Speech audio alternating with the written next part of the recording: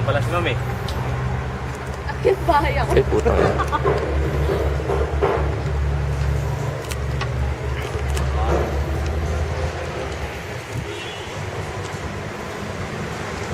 Ako ba po naman sa baba yan?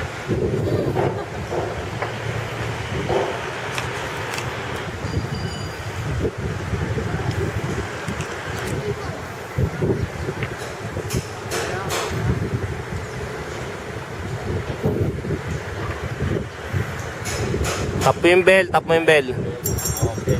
Tapos hawak ka sa tali, ma'am? Steady lang. Oo. Buka ka, lean back. Tapos feet apart na para maintain yung balance. Sige, tapos talong ka lang. Ano sarap?